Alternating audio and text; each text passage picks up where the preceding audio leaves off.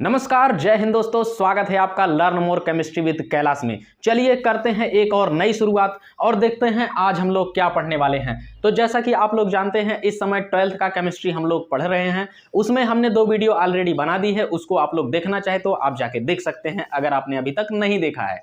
आज चलिए देखते हैं कि पार्ट 3 में हम लोगों को क्या पढ़ना है। तो इंटरमीडिएट केमिस्ट्री के पार्ट 3 में आज हम लोगों को पढ़ना है संकुलन क्षमता, जो कि आपके ठोस अवस्था चैप्टर से एक बहुत ही इंपॉर्टेंट टॉपिक है जो बोर्ड एग्जाम में ट्रेंड करता है। यहाँ पे हम लोग स्टेप बाय स्टेप एक एक करके हर एक टॉपिक को क्लियर करते चल रहे हैं। तो अभी के भी इस चैनल को सब्सक्राइब कर लीजिए और चलिए शुरू करते हैं। देखते हैं कि संकुलन क्षमता क्या होती है। संकुलन क्षमता को पैकिंग इफिशिएंसी भी बोलते हैं। क्या बोलते हैं? Packing efficiency.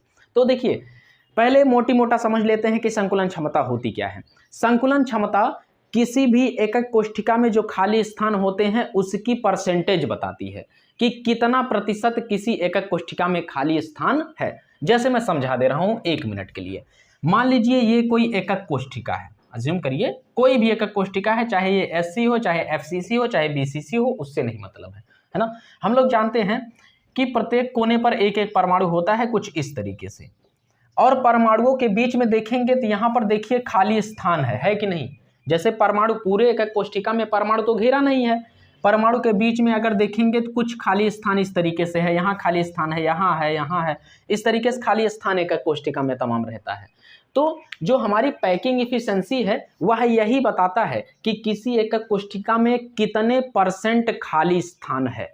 क्या बताती है? कितने परसेंट खाली स्थान किसी एकक कोष्ठिका में है, वो हमारी बताती है संकुलन क्षमता। यानी संकुलन क्षमता परसेंटेज में नापी जाती है। ये बात आपको क्लियर हो गया। चलिए चलते हैं थोड़ा सा आगे। संकुलन क्षमता का फॉर्मूला होता है एकक कोष्ठिका के परमाणु का आयतन बटे में एकक कोष्ठिका का कुल आयतन गुणे 100। ठीक है, पहले क्या करना है, ऊपर हमको जितने परमाणु किसी एकक कोष्ठिका में रहेंगे उसका आयतन लिख लेना है, फिर बटे लगा देना है। फिर क्या लिखना है? पूरे एकक कोष्ठिका का आयतन, यानी परमाणु लेके एकक कोष्ठिका लेके खाली स्थान लेके जितना आयतन होगा उसको बटे में कर देना है और गुणे में 100 कर देना है। 100 क्यों लगाया? प्रतिशत के लिए लगाया, क्योंकि संकुलन क्षमता का मात्रक क्या होगा? यहाँ पे प्रतिशत ही होगा। ठीक है, परिभाषा कैसे देंगे संकुलन क्षमता की? तो कहेंगे एकक कोष्ठिका के परमाणु का आयतन तथा एकक कोष्ठिका के कुल आयतन के अनुपात के प्रतिशत को संकुलन क्षमता कहते हैं। बिल्कुल आसान सा परिभाषा है, इसी फार्मूले से हम लोग परिभाषा बना लेंगे। अच्छा, अब चलते हैं थोड़ा सा और फार्मूले पे। यहां पे कहा है एकक कोष्ठिका के परमाणु का आयतन। तो एकक कोष्ठिका में कितने भी परमाणु हो सकते हैं, मान लेते हैं कि n परमाणु हैं। तो अगर हमें एकक कोष्ठिका के परमाणु का आयतन निकालना होगा तो हम लोग क्या करें, एक परमाणु का आयतन निकाल दें और उससे परमाणुओं की संख्या से गुणा कर दें, तो समस्त परमाणु का आयतन आ जाएगा। ठीक है, तो यहाँ पे एकक कोष्ठिका के परमाणु का आयतन निकालने के लिए हमने क्या किया, परमाणु संख्या गुणे एक परमाणु का आयतन, यानी एक परमाणु की संख्या, एक परमाणु में परमाणु की संख्या से गुणा कर दिया तो कुल परमाणु का आयतन आ गया। बटे में क्या, जो एकक कोष्ठिका हमारी होती है वो घन के आकार की होती है, तो एकक कोष्ठिका का कुल आयतन यानी क्या हो जाएगा, घन का आयतन हो जाएगा। ठीक है, अब यहाँ पे मान लेते हैं ए जो है वो कोर की लंबाई है। कोर की लंबाई यानी घन में ये जो कोर होता है, भुजा होता है, उसकी लंबाई हम लोग कितनी मान लेते हैं, ए मान लेते हैं। और जो आर मान लेते हैं, आर स्मॉल आर को मान लेते हैं परमाणु की क्या है, त्रिज्या है, ये मान लेते हैं। ठीक है, देखिए तब इफिशिएंसी जो होगा, पैकिंग इफिशिएंसी यानी संकुलन क्षमता ईटा बराबर, संकुलन क्षमता को ईटा से दिखाते हैं, तो ईटा बराबर हो जाएगा परमाणु की संख्या, परमाणु की संख्या को हम लोग जेड से दिखाते हैं, गुणे में एक परमाणु का आयतन। अच्छा, परमाणु कैसा होता है, गोला के आकार का होता है, यानी यहाँ पे एक परमाणु का आयतन जो होगा वो गोले के आयतन के बराबर होगा, और गोले का आयतन होता है 4/3 पाई आर क्यूब। ठीक है, तो एक परमाणु का आयतन यानी गोले का आयतन, बटे लगाना है, बटे लगा दिया हमने। घन का आयतन, घन का आयतन होता है भुजा का क्यूब, और हमने भुजा मानी है ए, तो यहाँ पे हो जाएगा ए का क्यूब और गुणे में 100, यही हो जाएगा हमारा क्या, संकुलन क्षमता। और इसका मात्रक आ जाएगा प्रतिशत में, क्योंकि संकुलन क्षमता का मात्रक किस में निकलता है, प्रतिशत में निकलता है। आशा करते हैं संकुलन क्षमता आपको समझ में आ गया होगा। आगे क्या पढ़ना है, आगे हम लोगों को, हमने 3 प्रकार की एकक कोष्ठिकाएं पढ़ी थी। आद्यघनीय एकक कोष्ठिका यानी सिंपल क्यूबिक, और इसके बाद बॉडी सेंटर्ड क्यूबिक पढ़ा था और इसके बाद फेस सेंटर्ड क्यूबिक पढ़ा था। 3 प्रकार की यूनिट सेल पढ़ी थी। इन यूनिट सेल के लिए जो संकुलन क्षमता होती है, पैकिंग इफिशिएंसी होती है, वो कितनी कितनी निकलती है, उसका डेरिवेशन आपके बोर्ड एग्जाम में बहुत ट्रेंड करता है। उन सबको पढ़ने वाले हैं। तो आज इस वीडियो में केवल हम लोग सरल घनीय यानी सिंपल क्यूबिक का संकुलन क्षमता निकालेंगे और नेक्स्ट वीडियो में जो बीसीसी और एफसीसी बच रहा है उसकी संकुलन क्षमता का कैलकुलेशन करने वाले हैं। तो चलिए शुरू करते हैं। चलिए अब पढ़ लेते हैं आद्य घनीय एकक कोष्ठिका की संकुलन क्षमता यानी packing efficiency of simple cubic cell. हम लोग निकालते हैं कि कितने % संकुलन क्षमता आती है। तो चलिए शुरू करते हैं। सबसे पहले जान लेते हैं कि आद्य घनीय एकक कोष्ठिका होती क्या है। तो हमने पहले ही इस पर वीडियो बना रखा है कि आद्य घनीय एकक कोष्ठिका वह एकक कोष्ठिका होती है जिसमें घन के 8 कोनों पर केवल 8 परमाणु उपस्थित होता है। यानी इस घन के 8 कोनों पर क्या रख दो, 8 परमाणुओं को कुछ इस तरीके से अरेंज करके हम लोग रख देते हैं। देखिए केवल कोने कोने पर 8 परमाणु रहेगा, बाकी और कहीं कोई परमाणु नहीं रहेगा। ठीक है, इतनी बातें क्या बना लेंगे। थोड़ा सा चित्र गड़बड़ हो गया, इसको सही से बना दे रहे हैं।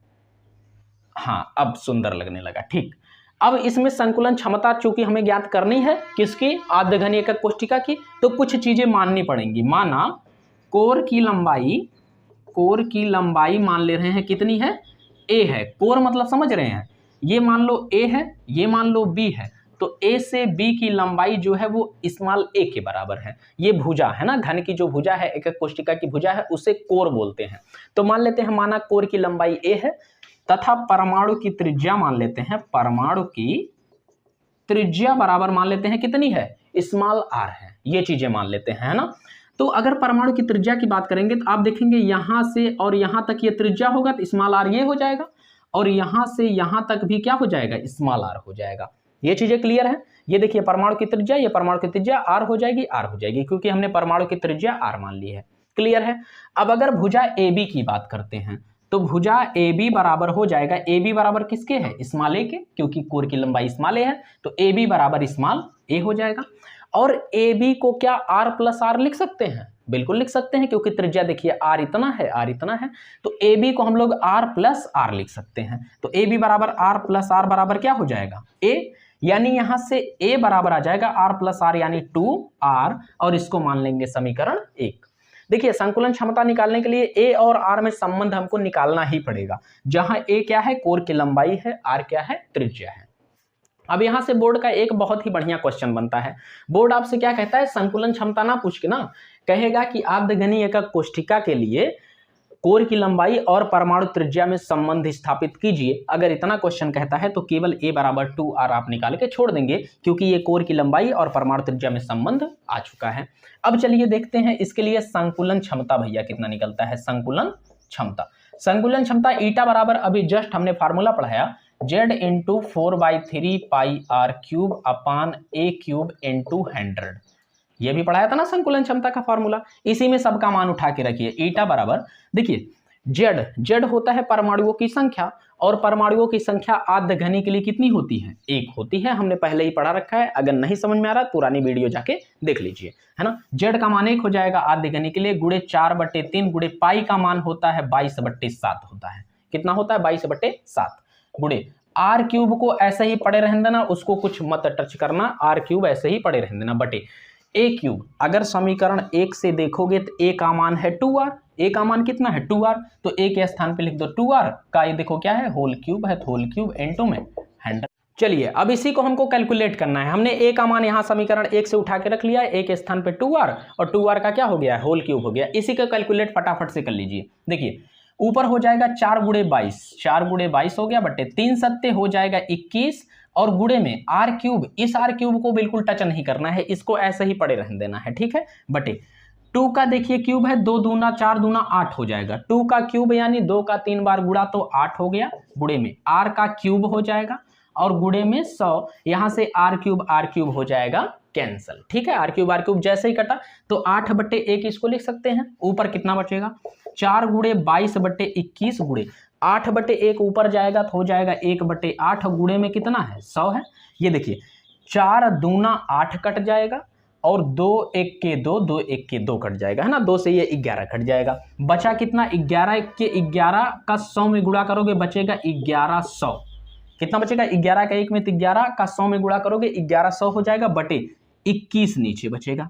ईटा बराबर जब 1100 बटे 21 करोगे तो लगभग आ जाएगा 52%। हो सकता है 52.12 या 23 इस तरीके से परसेंट आए, तो लगभग उसे कितना लिख देना है, 52% लिख देना है पूर्ण संख्या में। आद्यघनीय एकक कोष्ठिका के लिए संकुलन क्षमता जो निकलती है वो 52% निकलती है, यानी 52% निकलती है। तो ऑप्शन में हो सकता है आपसे 1 नंबर का क्वेश्चन पूछ ले कि आद्यघनीय एकक कोष्ठिका के लिए संकुलन क्षमता होती है तो कितनी होती है, 52% होती है। आशा करते हैं इतना समझ में आ गया होगा।